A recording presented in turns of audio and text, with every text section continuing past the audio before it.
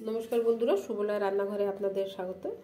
आज बानाबो आमी भुसा चिंगड़ी पालং शाक दिए निये नियेछि। एखाने कचि कचि पालং शाक आछे, एई जे धुए केटे रेखेछि परिष्कार करे। भुसो चिंगड़ी नियेछि, एखाने शिम आलू बेगुन नियेछि।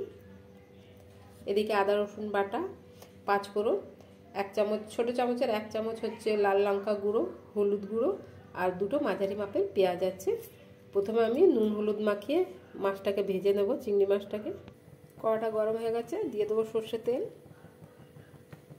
তেলটা গরম হয়ে গেছে, ভুসো চিংড়িটা ভেজে নেব।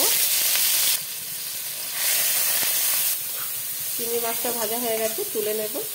ওই কড়াতে দিয়ে দেব সরষে তেল, দিয়ে দেব পাঁচ ফোড়ন, দিয়ে দেব কেটে রাখা পেঁয়াজ। পেঁয়াজটা ভাজা হয়ে গেছে, দিয়ে দিলাম হলুদ গুঁড়ো, দিলাম লঙ্কা গুঁড়ো, দিলাম আদা রসুন বাটা, দিয়ে দিলাম ধনে জিরা और देव अल्प जल। मसलागुलोके कषिए नेब। दिलाम एक छोटो साइजर टमेटो, देव स्वाद मतो लवण। मसलाटा कषानो हो गेছে, दिए दिलाम सब्जी।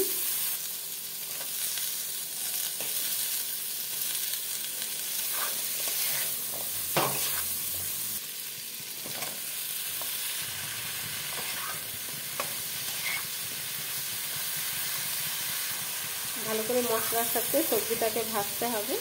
আমি এখন জল দেব না, ঢাকনা বন্ধ করে সেদ্ধ হতে দেব।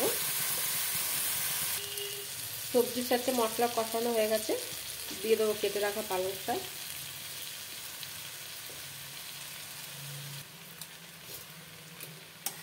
একটু উলট পালট করে দেব।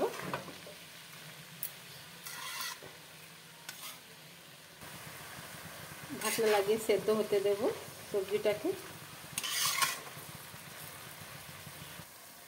সবজিটা সেদ্ধ হয়ে গেছে, শাকটা সব সেদ্ধ হয়ে গেল। দিয়ে দিলাম চিংড়ি মাছটা, নাড়াচাড়া করে কিছুক্ষণ 5 মিনিটের মতো সেদ্ধ হতে দেবো এর সাথে। আমার শাক দিয়ে ভুসো চিংড়ির রেসিপিটা হয়ে গেছে বন্ধুরা। এবার আমি নামিয়ে নেবো, অন্য একটা পাত্রে ঢেলে নেবো। আমি পালং শাক দিয়ে ভুসো চিংড়ি এইভাবেই রান্না করি বন্ধুরা। যদি আপনাদের আমার এই ভিডিওটা ভালো লেগে থাকে তাহলে লাইক কমেন্ট সাবস্ক্রাইব অবশ্যই করবেন। আশা করি ভালো লাগবে, ট্রাই করতে পারেন একবার।